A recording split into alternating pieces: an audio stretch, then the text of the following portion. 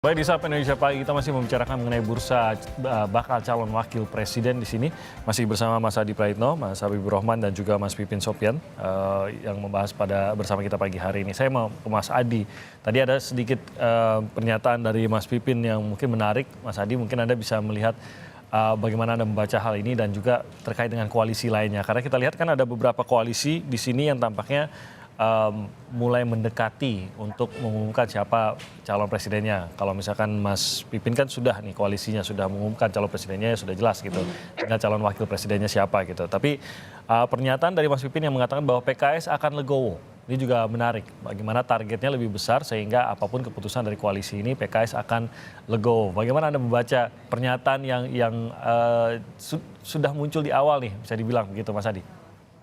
Ya, saya kira ini bagian dari ikhtiar PKS supaya koalisi perubahan itu terwujud terwujud-wujudnya sebenarnya, Mas Timotim ya.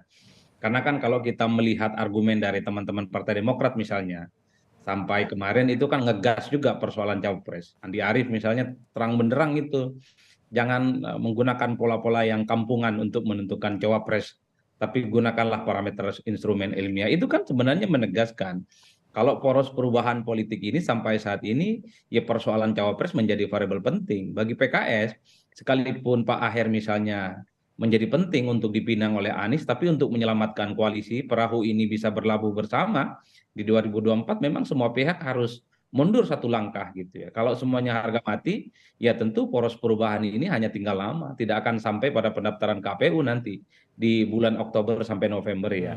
Kan strategi saja bagi PKS supaya Demokrat itu agak menurunkan kol politiknya.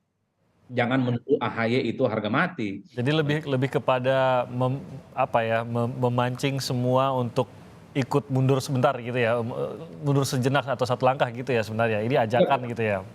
Betul, karena memang poros perubahan ini kan sebenarnya sekalipun sudah deklaratif diusung oleh tiga partai, roadshow politik dilakukan oleh Anies di berbagai tempat, tapi selama belum ada pernyataan resmi dari KPU sebagai kandidat capres, selama itu juga poros perubahan ini ya dalam tanda kutip sedang diuji iman politiknya. Hmm. Makanya kalau melihat rata-rata di poros perubahan ini kan sedang diuji betul bagaimana komitmen Partai Demokrat ya. Betul bahwa Demokrat sudah mendukung Anies, tapi kan bentuk dukungannya belum dilakukan seperti PKS dan Nasdem bersama, Ya, dilakukan di kantor DPP, deklarasi ya. betul dihadiri oleh semua stakeholder yang memang bisa menjadi penentu arah koalisi. Kalau Demokrat mungkin wajib ada AHY dan Anies ada di dalamnya memberikan sambutan politik.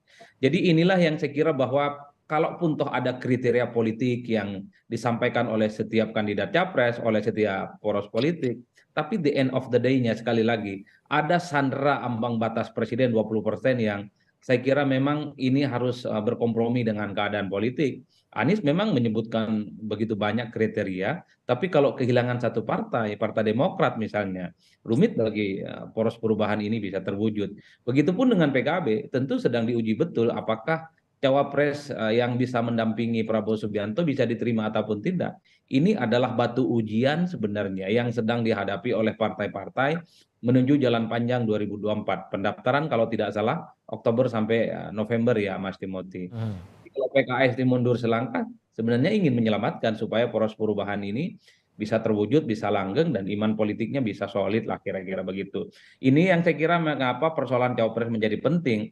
Selain hal-hal misalnya tadi soal angka psikologis yang nyaris tidak dimiliki oleh semua kandidat ya. Sekali lagi persoalan ambang batas presiden 20% tidak serta-merta membuat orang yang punya nama besar bisa memutuskan sesuka hati soal siapa yang akan mendamping mereka. Hmm. Boleh capresnya sampai ke langit, cawapresnya ideal, tapi kalau tidak dapat tiket pencapresan, maka hanya akan menjadi angin lalu untuk pencapresan. Oke. Nah, Mas Habib, saya kembali lagi ke Anda. Sebenarnya kalau dari Pak Prabowo sendiri, apakah sudah ada nama-nama yang selama inilah, mungkin tidak baru-baru ini, tapi selama ini menarik perhatian Pak Prabowo dan merasa bahwa sebenarnya bisa bekerja sama dengan Pak Prabowo, mungkin juga untuk posisi presiden dan wakil presiden, Mas Habib? Ya, saya pikir tentu Pak Prabowo dan Pak Muhaimin saat ini sedang dalam proses ya berdialog soal sosok cawapres tersebut. Ya. Dan Pak Prabowo tidak akan mungkin menentukan secara sepihak, ya. Jadi saya nggak tahu penting atau tidak misalnya sosok yang yang sering diperbincangkan Pak Prabowo di internal ya seperti apa. Tapi yang paling jelas adalah itu sudah menjadi domain dua orang ya dalam konteks koalisi, baik Pak Prabowo maupun Pak Muhaimin Iskandar. Tentu kalau secara umum kita menginginkan ya syarat-syarat yang quote and quote normatif ya. Satu ya kan visi kebangsaannya jelas ya, kemudian bisa diterima, kemudian memiliki daya ungkit tadi ya terkait elektabilitas, kemudian juga soal tadi disampaikan juga banyak masukan dari teman-teman pengamat representasi dalam konteks geografis misalnya. Ya kan? Itu juga akan menjadi pertimbangan beliau berdua dalam menentukan cawapresnya. Tapi ini bekerja sendiri begitu Mas Habib, Pak Prabowo dan Caimin ataukah sebenarnya sekretariat bersama ini dimintai beliau berdua? Apakah juga Caimin dalam melaksanakan haknya itu juga mendengar dari pihak-pihak lain ya monggo ya. Atau kami ingin memberikan masukan ya, kami pengurus Partai Gerindra memberikan masukan melalui Pak Prabowo ya no problem. Tapi haknya menentukannya itu ada di beliau berdua. Oke, tapi proses pertimbangan nama ini sudah berlangsung ya saat ini? Ya tentu akan terus berlangsung ya. Oke, jadi sudah berlangsung, tinggal nanti penentuannya dan tidak ada ya sampai pendaftaran lah ya, tapi tidak ada tenggat waktu sampai ke pendaftaran itu ya? Ya saya pikir sih semua pihak begitu ya. Semua capres-cawapres yang ada saat ini, para tiga koalisi besar yang ada saat ini, saya pikir pasti nggak akan tergesa-gesa mengumumkannya. Sama ya Mas Pipin, saya ingin tanya juga, memberikan waktu tidak nih dari PKS? Kan tadi Mas Pipin sudah mengatakan PKS akan mengikuti yang mana yang terbaik, akan legowo juga dengan pilihannya. Tapi mungkin dari PKS sendiri kan ingin juga bisa lebih cepat mengetahui sehingga bisa membangun mungkin strategi menuju ke kampanye dan pemilunya begitu. Tapi apakah ada tenggat waktu yang dari koalisi atau bahkan dari PKS sendiri?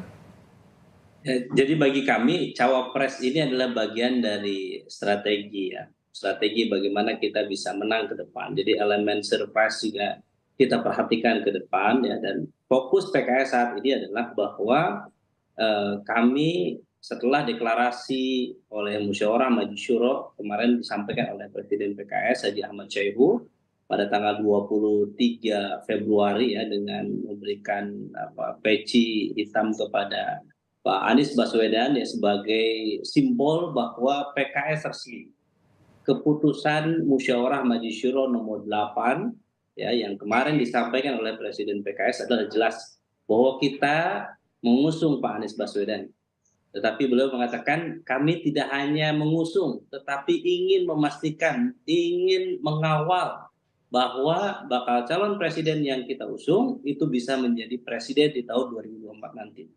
Jadi saat ini adalah itu yang fokus kita. Kemarin dari tanggal 23 kami deklarasi, 24, 25 kami melakukan rapat kerja nasional yang dihadiri oleh Ketua DPW se-Indonesia, Ketua DPD se-Indonesia juga, total ada 1.150 orang yang hadir kemarin di Jakarta untuk membangun konsolidasi. Setelah deklarasi ini kita akan gaspol, tancap gas. Mereka semua diminta untuk mensosialisasikan Pak Anies Baswedan sebagai capres. Target 2024 adalah PKS menang, Pak Anies Baswedan sebagai presiden. Itu target kami adalah. Kemudian apel siaga di tanggal 26 kemarin, itu adalah dihadiri oleh DPC, DPRA, dan kemudian unit pembinaan anggota se-Indonesia, baik secara luring maupun daring. Mereka hadir menyaksikan. PKS itu punya 3 modal utama adalah soliditas struktur, militansi kader, dan juga ada kerjasama, amal jama'i yang kita bangun. Jadi 3 modal itu yang saat ini kita bekerja. Jadi kita mensosialisasikan Pak Anies Baswedan, dan saya sampaikan di sini kepada semua para simpatisan, para pendukung Pak Anies dan juga para pendukung PKS, kita harus fokus. Jangan sampai kerja-kerja kita nanti ribut terkait dengan siapa cawapresnya. Oke. Itu sudah ada domainnya sendiri. Musyawarah Majelis Syuro sudah memutuskan cawapres nanti diputuskan oleh DPTP PKS Oke, nanti setelah untuk nanti sementara kita jalan aja dulu gitu ya. bagaimana pilihan dari capres dan juga koalisi yang lain. Kita akan duduk Oke. bareng dan itu semua sudah diputuskan oleh DPTP kita. Ya, selama ini kan yang sudah roadshow lah dengan Pak Anies ini kan Partai Nasdem, ini PKS sudah akan mulai nih saat ini. Ya, setelah apel siaga kemarin di Jakarta, kemudian kita akan keliling ke Indonesia. Oke. Ada beberapa apel siaga juga di berbagai daerah, ya, yang menghadirkan tokoh, relawan, ya, kader, struktur, semua Oke. aktif. Kita punya 3 yang akan dilakukan ke depan. Bagaimana kita akan door to door dari rumah ke rumah, kemudian kita akan bangun campaign digital yang baik, dan yang ketiga adalah kita siapkan infrastruktur saksi di setiap TPS. Oke. Jadi ini yang akan menjadi PR kita ke depan, dan PKS saat ini fokus ke sana karena mengawal suara rakyat ini sangat penting. Kita ingin memastikan 2024 hak-hak rakyat tidak ada yang mencederainya, tidak Ya. ada yang menggarong hak-hak rakyat di 2024 nanti. Kita Ya, ingin pastikan ini- 2024 PKS menang, Anies Baswedan sebagai Presiden Indonesia. Oke, nanti kita tentunya itu target dari semua partai juga agar bisa pemilu ini bisa berjalan dengan lancar. Saya ingin sedikit saja Mas Adi, karena kita belum bahas Ganjar sama sekali. Ini kan kita dari tadi bahas Pak Prabowo dan juga Pak Anies. Tapi Ganjar ini siapa calon kuat yang menurut Anda bisa membantu Ganjar untuk menaikkan elektabilitasnya? Karena tampaknya ini masih dibutuhkan oleh seorang Ganjar Pranowo. Kita lupakan dulu bahwa ini belum diumumkan juga oleh partainya, tapi ini kan menjuarai survei sejauh ini, tidak mungkin dinafikan, Mas Adi. Ya, saya kira memang di politik kita itu antara yang politis dan yang persoalan elektabilitas kadang menjadi suatu hal yang berbeda. Mas Ganjar misalnya selalu merajai di survei, tapi sampai saat ini belum diumumkan secara resmi siapa kira-kira kandidat capres dari PDIP. Kalau baca Ganjar Pranowo misalnya, kalau kita melihat angka-angka statistik, maka ada sejumlah nama yang kemudian kalau disimulasikan dalam survei itu leading secara signifikan. Pertama misalnya, kalau Ganjar dipasangkan dengan Ridwan Kamil, itu saya kira elektabilitasnya bagus, leading, kuat gitu, bahkan relatively unggul dibandingkan dengan yang lain. Karena Ridwan Kamil masuk sebagai cawapres paling favorit. Kemudian disusul misalnya ada nama Sandiaga Uno. Tapi kan problemnya Sandiaga Uno ataupun Ridwan Kamil ini kan tersandera secara politik. Nggak mungkin Sandiaga Uno misalnya Partainya ya. maju dalam pilpres entah sebagai cawapres ataupun capres selama masih berstatus sebagai kader Gerindra. Begitupun dengan Ridwan Kamil saat ini adalah kader Golkar gitu ya, yang kemudian pastinya harus tunduk dan patuh pada Golkar yang memang kita tahu bersama di mana Erlangga Hartarto adalah capres secara definitif yang dilahirkan dalam acara Munas beberapa tahun yang lalu. Ada nama lain misalnya seperti AHY masuk dalam radar survei yang saya kira memang posisinya cukup favorit cawapres, tapi tidak bisa dipasang-pasangkan dengan Ganjar Pranowo karena iman politiknya berbeda, karena ceruk politiknya beda. Ya. AHY itu adalah replika dari oposisi, Ganjar bagian dari replika politik kekuasaan saat ini.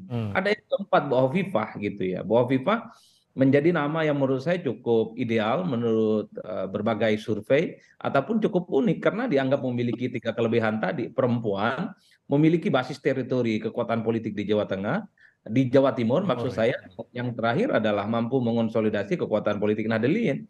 Tapi ingat, kalau Bu Hovifah disandingkan misalnya dengan Anies Baswedan, bagaimana nasib AHY yang sampai saat ini tentu saja harga mati bagi Partai Demokrat. PKS agak sedikit tawadu, mundur 1-2 langkah sikap politiknya, tidak harus akhir, yang penting Anies siapapun pendampingnya lolos, tapi kan tidak dengan Partai Demokrat.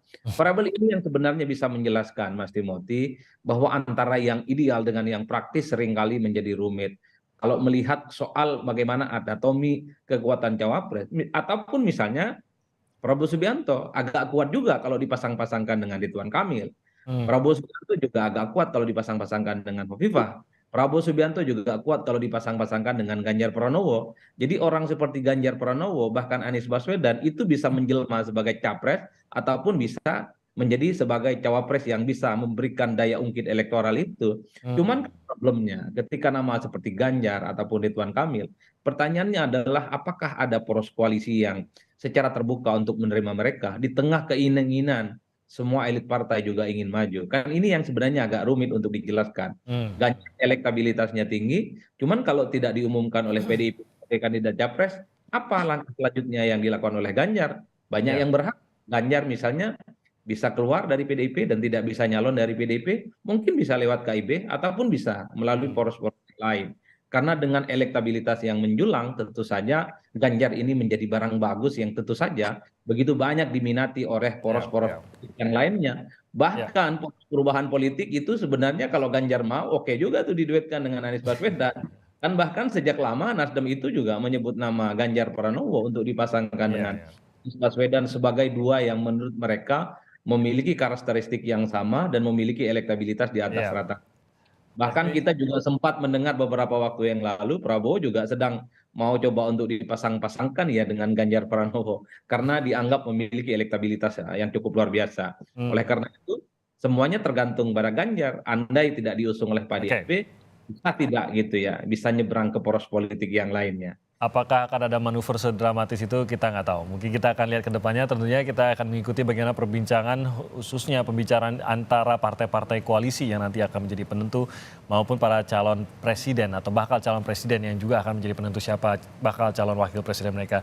Saya mau berterima kasih sudah hadir pada pagi hari ini Mas Habib, terima kasih Mas Hadi dan juga Mas Pipin, terima kasih banyak atas waktunya. Terima kasih Mas Timothy, Bang Adi. Salam sehat, kita jumpa lagi dalam kesempatan lain. Selamat pagi.